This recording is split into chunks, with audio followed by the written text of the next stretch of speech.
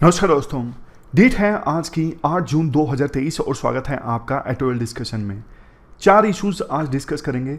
सबसे पहला deadly billboards, दूसरा सी राजा मोहन का आर्टिकल डिस्कस करेंगे इंडियन एक्सप्रेस का आईआर से रिलेटेड, फिर ओपेक से संबंधित एक आर्टिकल डिस्कस करेंगे डिटेल से, फिर हिंदू में डोग कन्फ्लिक्ट से संबंधित आर्टिकल्स में कुछ 10 पॉइंट्स ड्रा करके डिस्कस करेंगे जो इंपॉर्टेंट है। वैसे ये इशू डोग कन्फ्लिक्ट वाला हमने पहले भी डिस्कस किया है, बट जो इंपॉर्टेंट पॉइंट्स हैं वो यहाँ से निकाल के अलग से डिस्कस कर लेंगे। उसके बाद हम आज एथिक्स थ्रू न्यूज़पेपर वाला जो सेक्शन है उसमें तो है नहीं आर्टिकल्स ज़्यादा डिस्कस करने लायक। लास्ट में समरी वगैरह क्वेश्चंस वगैरह जो हम डिस्कस करते हैं वो डिस्कस करेंगे। आज की हमारी एथिक्स की टर्म जो हमें डिस्कस करनी है वो है मेटा एथिक्स। मेटा एथिक्स का मतलब होता है, एक तो देखो हम ये सब चीज़ें डिस्कस करते हैं क्या सही है या क्या गलत है। मेटा एथिक्स में ना बड़े क्वेश्चंस पूछे जाते हैं कि क्या मतलब है इस चीज़ का कि ये सही है ये गलत है। नहीं समझ में आया? बिल्कुल आसान भाषा में बताता हूं। बड़े क्वेश्चंस जैसे जो एथिकल कंसेप्ट्स हैं, एथिकल वैल्यूज हैं, वो कहां से निकल के आती हैं, उनका ओरिजिन क्या है, कौन डिसाइड कर रहा है कि ये सही है या गलत है। समझ गए? मतलब जो एथिकल टर्म्स होती है ना उनको ही स्टडी किया जाता है। जैसे मेटा एथिक्स में कंसेप्ट आता है मोरल रिलेटिविज्म का। मोरल रिलेटिविज्म मतलब कि देखो, जब हम ये बोलते हैं बड़ों का सम्मान करना सही है या फिर झूठ बोलना गलत है, ये सब चीजें जब हम डिस्कस करते हैं, अलग अलग सोसाइटीज में ये सारी चीजें मोरल नहीं होती। कुछ सोसाइटीज ऐसी भी हैं जहां पे अगर पेरेंट्स बूढ़े हो जाएं तो उन्हें छोड़ दिया जाता है, इसे गलत नहीं माना जाता है। कुछ सोसाइटीज ऐसी भी हैं। तो मोरल रिलेटिविज्म का कंसेप्ट ये बोलता है कि कोई चीज एक सोसाइटी में मोरल हो सकती है, दूसरी सोसाइटी में हो सकता है कि वो इमोरल हो। तो हर चीज हर एक सोसाइटी में लागू नहीं होती। समझ गए? तो ये सारे क्वेश्चंस आते हैं मेटा एथिक्स में। मतलब इसमें एथिकल कंसेप्ट्स के ही ओरिजिन को स्टडी किया जाता है, उनके मीनिंग को स्टडी किया जाता है। वो सारी चीजें आती हैं मेटा एथिक्स में। आज के डिस्कशन का पहला इंपॉर्टेंट आर्टिकल हिंदू का डेडली बिलबोर्ड्स से संबंधित है। आप जीएस पेपर सेकंड के इस टॉपिक से और जीएस पेपर 4 यानी एथिक्स से भी इस आर्टिकल को रिलेट कर सकते हैं। कैसे, इस आर्टिकल के डिस्कशन के दौरान हम जानेंगे। कंटेक्स्ट देखो काफी दुखद है। कोयम्बटूर में ना इस प्रकार का जो बिलबोर्ड है ना वो चेंज किया जा रहा था, लेकिन जो स्टील का फ्रेम था एकदम से गिर गया और नीचे दब के 3 वर्कर्स की डेथ हो गई। ये देखो कोई पहला हादसा नहीं है बिलबोर्ड्स की वजह से। शहरों में अक्सर ऐसे हादसे सुनने को मिलते हैं। आज के समय में कहीं पे भी चले जाओ आप, इस प्रकार के बिलबोर्ड्स के होर्डिंग्स की बाढ़ सी देखने को मिलेगी। जो लोग दिल्ली में रहते हैं, राजेंद्र नगर या फिर मुखर्जी नगर में, उन्होंने वहां पे देखा होगा कि जो कोचिंग सेंटर्स वाली रोड है ना, पूरी की पूरी जो रोड है ना बिल्कुल फ्लडेड है इस प्रकार के होर्डिंग्स से। ये होर्डिंग्स क्यों लगाए जाते हैं? देखो, जो वेरियस बिजनेस फर्म्स है ना वो ये होर्डिंग लगाती हैं। सबसे ज्यादा यूज तो वैसे पॉलिटिकल पार्टीज के द्वारा किया जाता है। पॉलिटिकल पार्टीज के द्वारा अक्सर आपने देखा होगा नेताओं के द्वारा लार्जर देन लाइफ तस्वीरें लगाई जाती हैं ताकि दिखाया जा सके कि हम कितने बड़े लीडर हैं। बार बार लोगों को अपनी शक्लें दिखा के सबकॉन्शियस माइंड में उन्हें बताया जा सके कि हमें कंसीडर कीजिए वोट देते वक्त। और विभिन्न बिजनेस फर्म्स भी ये होर्डिंग्स लगाती हैं अपनी ब्रांड की विजिबिलिटी के लिए। जैसे कोचिंग सेंटर वाले लगाते हैं कि बच्चा जब एडमिशन लेने जाए तो हमें भी कंसीडर करें, तो अपने रिजल्ट्स दिखाए जाते हैं जो बहुत बार सही भी नहीं होते। सरकार इसलिए लगाने देती है होर्डिंग्स क्योंकि रेवेन्यू जनरेट होता है सरकार का। मतलब सरकार को पैसे मिलते हैं, सड़कों पे ये होर्डिंग्स होते हैं, तो जो भी रेंट पे लीज पे लेता है 1 महीने के लिए 2 महीने के लिए, सरकार के लिए रेवेन्यू जनरेशन का जरिया है। दिल्ली में एमसीडी बहुत पैसे कमाती है इन बिलबोर्ड्स के थ्रू। अब बात करते हैं नुकसान क्या है।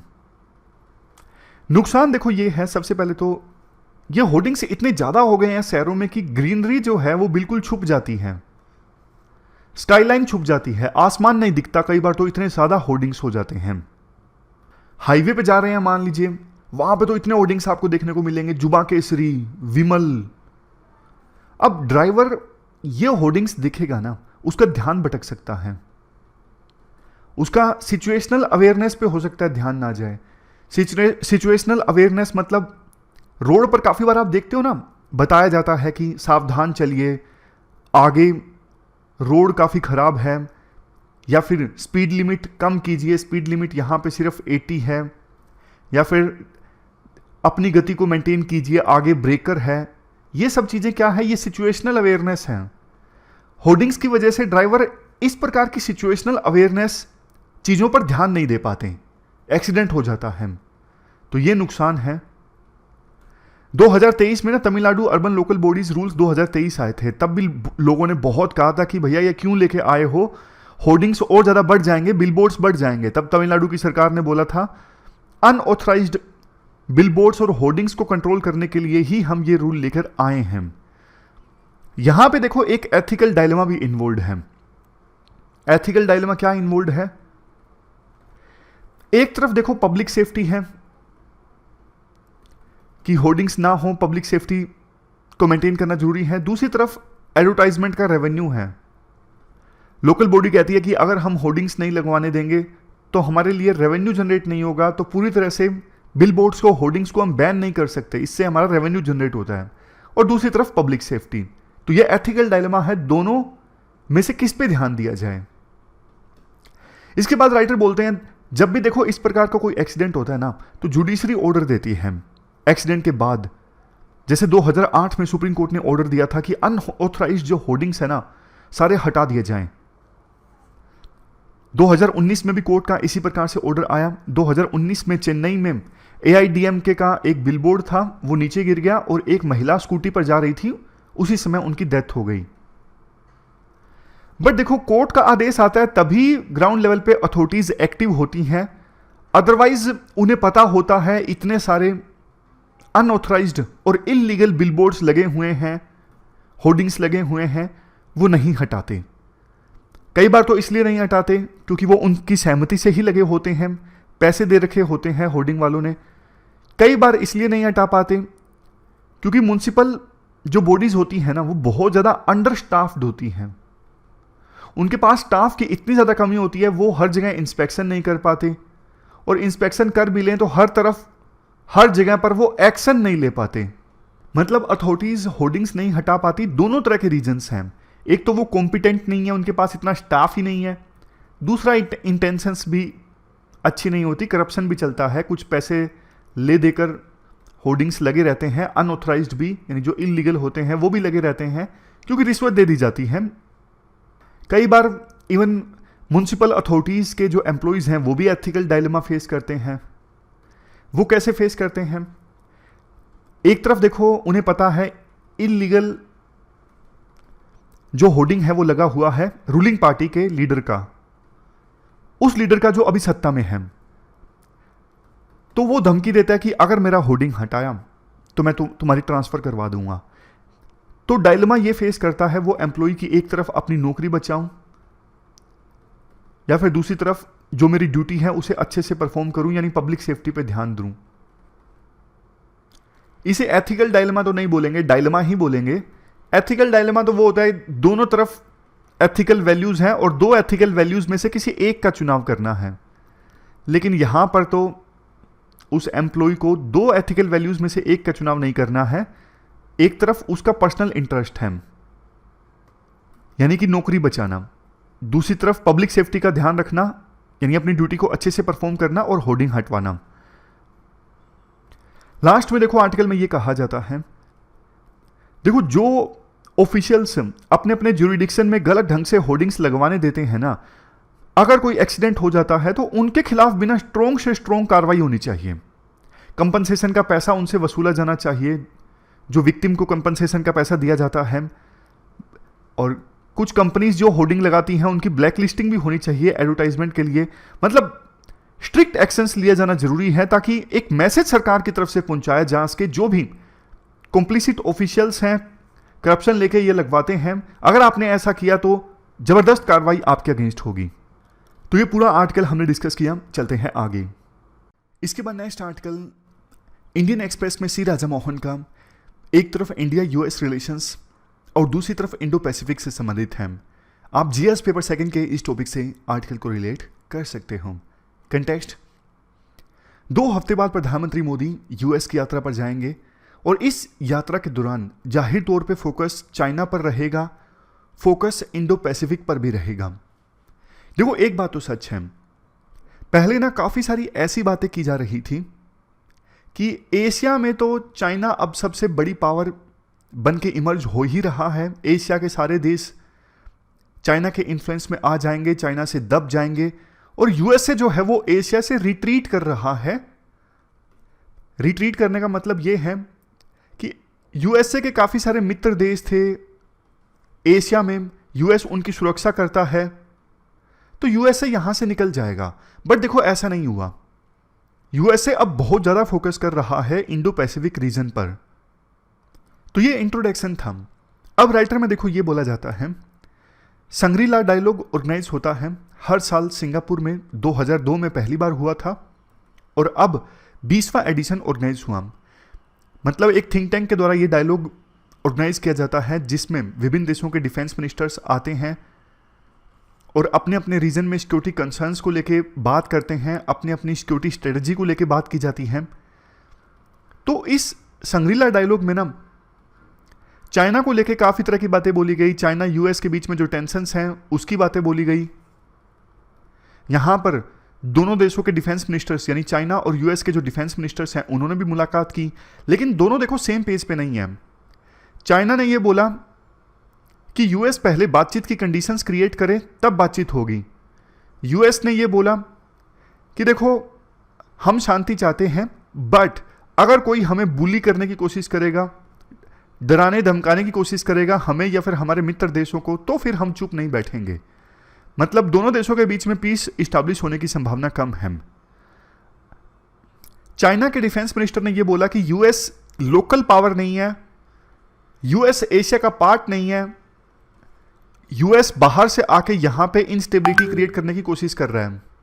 चाइना के डिफेंस मिनिस्टर ने यह भी कहा कि यूएस को कोल्ड वॉर की मानसिकता से, मेंटलिटी से बाहर आ जाना चाहिए, ये कोल्ड वॉर का समय नहीं है। लेकिन सी राजामोहन बोलते हैं देखो ये बहुत बड़ा दोगलापन है चाइना का। चाइना खुद ये सारी चीजें करता है, अपने पड़ोसी देशों के साथ एग्रेसिवनेस शो करता है, उन्हें डराता धमकाता है, लेकिन बात की जा रही है यूएसए की। मतलब यूएसए पे यह आरोप चाइना लगा रहा है, लेकिन चाइना खुद ये सारे काम करता है अपने पड़ोसी देशों के साथ में। डिस्प्यूटेड टेरिटरीज को हड़प लेना, जिन भी टेरिटरीज पे, चाहे वो आइलैंड हो, लैंड हो, जिसको लेके डिस्प्यूट है, चाइना कितना एग्रेसिव रहता है हमने लद्दाख रीजन में देखा। इवन एशिया के कुछ देश जैसे कंबोडिया, लाओस, वो देखो ऐसे हैं जो यूएसए के एक्शंस को तो क्रिटिसाइज करते हैं लेकिन चाइना के एक्शंस पे चुप रहते हैं। जिसका रीजन एक ये है, वो देश चाइना को नाराज नहीं करना चाहते, चाइना के साथ अपनी इकोनॉमिक रिलेशनशिप मेंटेन करना चाहते हैं। बट देखो कुछ देश ऐसे भी हैं इंडो पैसिफिक के जो खुल के अब यूएस के साथ आने को तैयार हैं। जैसे देखो इंडोनेशिया, फिलीपींस, इन्होंने अपनी एंगेजमेंट यूएसए के साथ काफ़ी ज़्यादा इंक्रीज कर ली है। अब तो देखो पिछले कुछ सालों में यूएस की जो इंडो पैसिफिक स्ट्रेटजी है ना, उसका मेन लक्ष्य यही है कि कुछ देश जिनमें चाइना का फियर है वो हटाना। जैसे देखो इवन इंडिया जैसे देश मान लीजिए, इंडिया, इंडोनेशिया, जापान, इनमें जो चाइना का फियर है ना, उस फियर को दूर करना और ये भ्रम मिटाना कि चाइना अब सबसे बड़ी पावर है एशिया में। मतलब इंडिविजुअली देखो तो जाहिर तौर पे चाइना ही सबसे बड़ी पावर है, लेकिन यूएसए ग्रुप्स बना रहा है काफ़ी ज़्यादा ताकि चाइना को काउंटर किया जा सके। जैसे क्वाड ग्रुप बनाया यूएसए के द्वारा, जिसमें ऑस्ट्रेलिया, जापान, इंडिया, यूएसए 4 देश हैं। अब तो लोकल लेवल पे भी क्वाड जैसे ग्रुप यूएसए ने बनाना स्टार्ट कर दिया है। लोकल लेवल पे क्वाड, जैसे फिलीपींस को लेके एक छोटा सा ग्रुप बनाया यूएस ने, मैं आपको बताता हूँ। यहाँ पर देखिए आप, लोकल क्वाड, छोटा सा क्वाड बनाया लोकल लेवल पे जिसमें ऑस्ट्रेलिया, जापान, फिलीपींस और यूएसए हैं। ओकस बनाया यूएस ने, ओकस में 3 देश हैं, ऑस्ट्रेलिया, यूके और यूएस। अपने और मित्र देशों को यूएस ला रहा है इंडो पैसिफिक रीजन में, जिसे कनाडा को लेके आया। कनाडा ने अपनी स्ट्रेटजी रिलीज की इंडो पैसिफिक रीजन के लिए, जबकि पहले कनाडा इतना ज़्यादा एक्टिव नहीं था इंडो पैसिफिक रीजन में। अब उन्होंने अलग से अपनी स्ट्रेटजी भी रिलीज की। ऑस्ट्रेलिया के प्रधानमंत्री ने अलग से चाइना से निपटने की अपनी स्ट्रेटजी रिलीज की। तो इन सब देशों में, जो कि यूएसए के मित्र देश हैं, इन सब देशों में जो एक्टिवनेस देखने को मिल रही है ना, वो कहीं ना कहीं देखो यूएसए की जो रणनीति है कि इंडो पैसिफिक रीजन में चाइना को ताकतवर होने से रोकना है, उसी रणनीति का हिस्सा है। हालांकि यूरोपियन कंट्रीज की रिलेशनशिप अच्छी है चाइना के साथ में, इसलिए पहले तो खुल के नहीं आ रहे थे यूरोपियन कंट्रीज यूएसए के साथ, लेकिन अब थोड़ा थोड़ा आने लगे हैं। जैसे देखो नाटो जो है वो भी अपने स्टेक्स इंक्रीज कर रहा है इंडो पैसिफिक रीजन में। मतलब नाटो भी अब थोड़ी बहुत एक्टिविटी इंडो पैसिफिक रीजन में दिखा रहा है, जबकि नाटो का तो निर्माण ही यूएसएसआर के अगेंस्ट हुआ था। उसका क्या लेना देना ज्यादा इंडो पैसिफिक रीजन में, लेकिन नहीं, नाटो भी अपनी एक्टिविटीज इंक्रीज कर रहा है। जापान ने भी लीड ली है। जापान यूरोप के और दूसरे एशियन कंट्रीज को ला रहा है एक साथ कि वो हाथ मिलाएं चाइना के अगेंस्ट। लास्ट में देखो अब इंडिया की बात कर लेते हैं। जो यूएस के डिफेंस मिनिस्टर है वो संग्रीला डायलॉग अटेंड करने के बाद इंडिया में भी आए। इंडिया में एक बड़े रोड मैप पे डिस्कशन हुई। पिछले काफ़ी सालों से सिर्फ इंडिया और यूएस बात ही कर रहे हैं कि हम डिफेंस पार्टनरशिप को मजबूत बनाएंगे, लेकिन इस बातचीत के दौरान कुछ ठोस मजबूत निकल के आया कि टेक्नोलॉजी ट्रांसफर होगा यूएस की तरफ से, जॉइंट डिफेंस इंडस्ट्रियल प्रोडक्शन होगा, मतलब मिल के दोनों देश डिफेंस इक्विपमेंट्स को प्रोड्यूस करेंगे। इन दोनों चीज़ों पर सहमति बनी। और अब तो देखो प्रधानमंत्री मोदी बाइडेन से मुलाकात करेंगे 2 हफ्ते बाद, जो उनकी यूएसए की यात्रा स्टार्ट होगी। तो इंडिया यूएस रिलेशंस को आगे ले जाने का ये बढ़िया मूवमेंट रहेगा। तो ये पूरा आर्टिकल हमने डिस्कस किया सी राजा मोहन का। अब देखो 2 चीज़ें हैं, एक तो ओपेक वाला आर्टिकल है, उसके बाद डॉग बाइटिंग वाला आर्टिकल है। ओपेक वाला आर्टिकल है, आप इसे जीएस पेपर 3 से रिलेट कर सकते हो। क्या कंटेस्ट है, तो वो बेसिक्स की बात पहले करते हैं। ओपेक प्लस एक ग्रुप है 23 देशों का, जिसमें से कोर तो 13 देश हैं ओपेक के। ओपेक जो संस्था है ना, ये ऑयल प्रोड्यूसिंग कंट्रीज की संस्था है, मेनली वेस्ट एशिया और अफ्रीकन कंट्रीज का ये ग्रुप है। 1960 में बना था। मकसद ये था कि ऑयल की सप्लाई को रेगुलेट करना, ऑयल के प्राइस को रेगुलेट करना। ये ना एक प्रकार से कार्टेल है। कार्टेल मतलब ये देश टोटल वर्ल्ड में जितना तेल प्रोड्यूस होता है ना, उसका ऑलमोस्ट तीसरा हिस्सा इन्हीं देशों से निकल के आता है, यही देश प्रोड्यूस करते हैं। तो ऑयल की जो सप्लाई चेन है ना, उसमें इनका बहुत रोल रहता है। वर्ल्ड में कितना ऑयल निकल के आएगा, अब आपको पता है डिमांड एंड सप्लाई के हिसाब से सारी चीज़ें काम करती हैं। जिस चीज़ की सप्लाई बहुत ज़्यादा है, फिर उस चीज़ की डिमांड कम हो जाती है। डिमांड कम हो जाती है तो रेट कम हो जाते हैं। अगर किसी चीज़ की सप्लाई लिमिटेड है तो जाहिर तौर पे उसकी डिमांड इंक्रीज होगी, डिमांड इंक्रीज होंगी तो रेट इंक्रीज होंगे। तो ये लोग क्या करते हैं, जो ऑयल प्रोड्यूसिंग कंट्रीज हैं, जब इन्हें लगता है ना कि मार्केट में, इंटरनेशनल मार्केट में तेल के दाम कम हो रहे हैं, तो ये ऑयल को प्रोड्यूस करना कम कर देते हैं, क्योंकि कम ऑयल मार्केट में अवेलेबल होगा तो वो महंगा बिकेगा। इनका मेन मकसद यही है कि ज़्यादा से ज़्यादा प्रॉफिट कमाना, हम जो तेल बेचें वो महंगे से महंगा बेचें। उसके लिए ये सप्लाई को रेगुलेट करते हैं। समझ गए, ये इनका काम है। तो ओपेक में 13 देश हैं और ओपेक प्लस में 23 देश हैं। ये एक प्रकार से कार्टेल है जो मिलकर काम करता है, ये इंश्योर करने के लिए कि दाम ऊपर रहें, अपना फायदा इनका सर्व होता रहे। बट देखो, अपना फायदा इनका सर्व होता रहेगा तो दूसरों को तो नुकसान होगा ना, वो हम डिस्कस करेंगे कैसे इंडिया को नुकसान होगा। लेकिन अभी कंटेक्स्ट ये है, ये ओपेक प्लस वाले देश बोल रहे थे कि हम प्रोडक्शन कम करेंगे। क्वेश्चन उठता है कि अब ऐसा क्या हुआ है कि ये प्रोडक्शन कम करेंगे। ये सारे रीजंस हैं। सबसे पहले concerns about the weak global demand. इनके अनुसार ग्लोबल इकोनॉमी स्लो डाउन कर रही है, तो वर्ल्ड में ऑयल की डिमांड कम होगी, तो हम ऑलरेडी जो प्रोडक्शन है उसे कम कर रहे हैं। दूसरा, इंटरफेरेंस विद मार्केट डायनामिक्स। देखो बहुत सारे जो वेस्टर्न कंट्रीज है ना, वो लिमिट लगा रहे हैं कि रशिया का तेल नहीं परचेज करेंगे, तो इससे मार्केट डायनामिक्स खराब हो रहे हैं। Next, fear of banking crisis. इन देशों को लगता है, ओपेक प्लस कंट्रीज को, कि बैंकों में क्राइसिस आ सकते हैं। अगर बैंक फेल होते हैं तो इसका असर ऑयल प्राइसेस पर भी देखने को मिलेगा। इससे अच्छा कि ऑयल प्राइसेस कम हो उससे पहले ही हम प्रोडक्शन कम कर देते हैं। Next, slow growth and lower demand. Developing countries की जो ग्रोथ है वो स्लो है, और डेवलपिंग कंट्रीज में बहुत तेल यूज होता है, तो उनकी ग्रोथ स्लो रहेगी तो तेल की डिमांड कम होगी।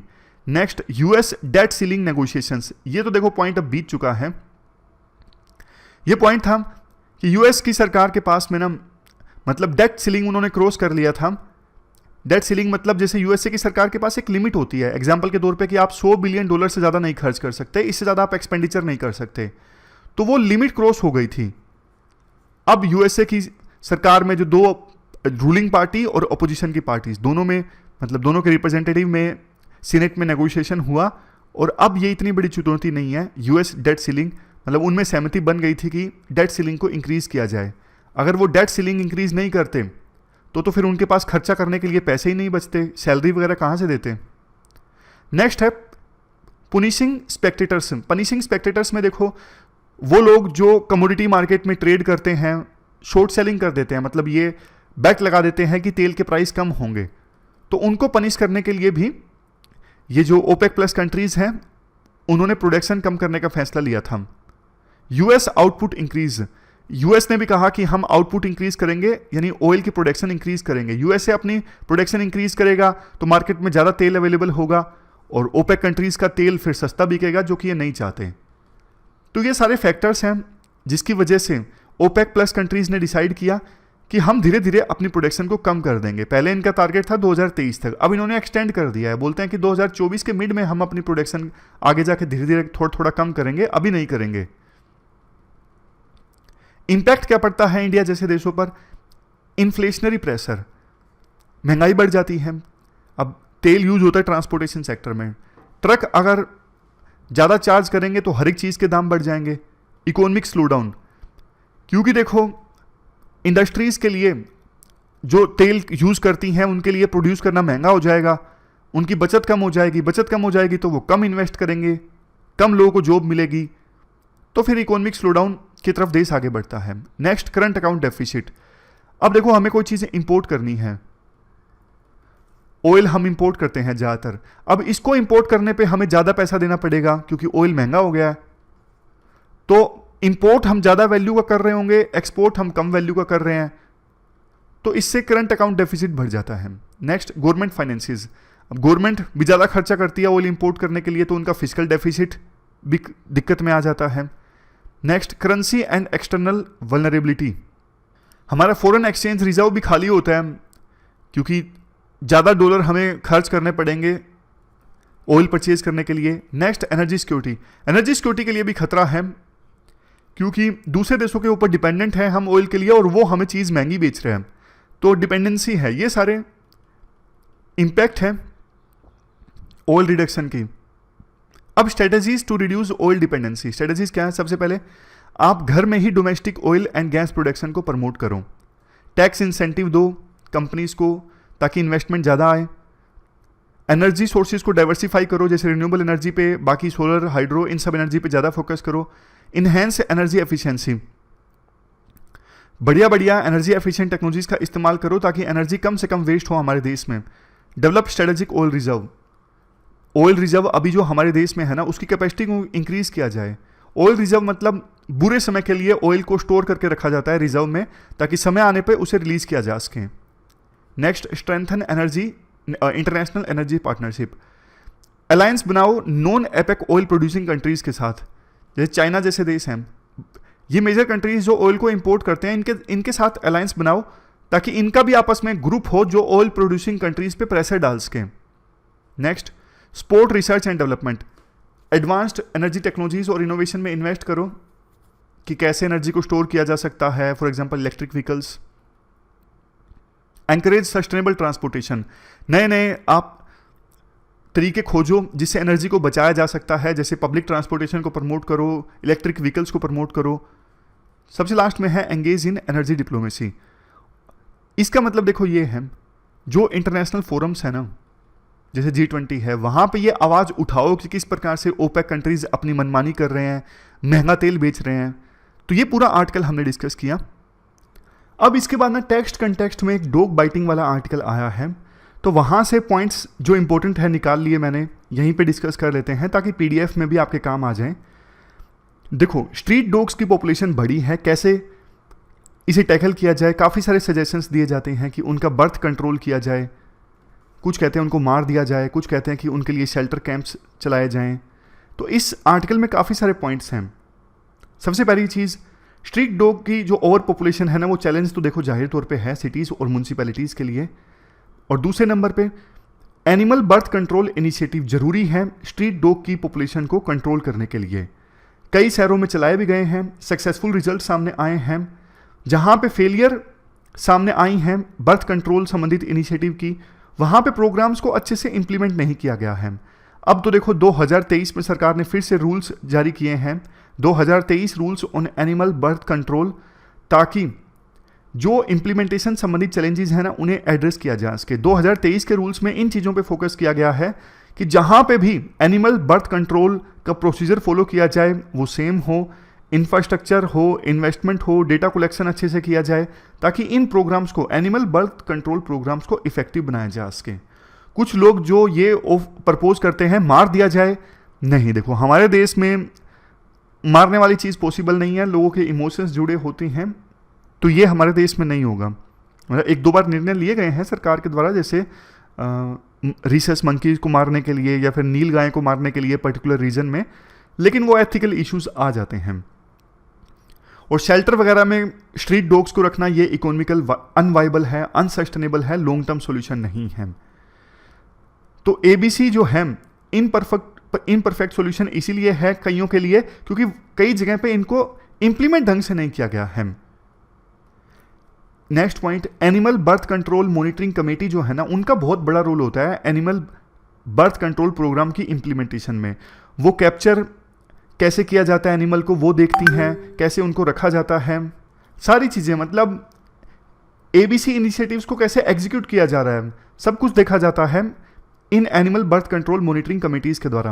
और देखो, कुछ लोग जो पेट ओन करते हैं ना, मतलब कुत्तों को पालतू बनाते हैं, उनका बिहेवियर कई बार बहुत ज़्यादा खराब होता है। वो अपने पेट डॉग्स को इधर उधर छोड़ देते हैं, इसकी वजह से भी स्ट्रीट डॉग पॉपुलेशन इंक्रीज हो जाती है। लास्ट में राइटर कहते हैं कि बिहेवियर चेंज होना भी ज़रूरी है। कैंपेन चलाया जाए कि जो पेट ओनर्स हैं वो जिम्मेदारी के साथ बिहेव करें। एक्टिव पार्टिसिपेशन जो है ज़रूरी है जनता का, तभी ये कंट्रोल किया जा सकता है। और दूसरी चीज़ें, जैसे गलियों में लोग फीड करने लगते हैं कुत्तों को, तो इन सब चीज़ों के बारे में भी अवेयरनेस फैलानी ज़रूरी है कि आप ना कीजिए। उनको सरकार की तरफ से मैनेज किया जाएगा या फिर लोकल एनजीओज की तरफ से मैनेज किया जाएगा, ऐसा प्रोविज़न भी होना चाहिए। अब चलते हैं आगे।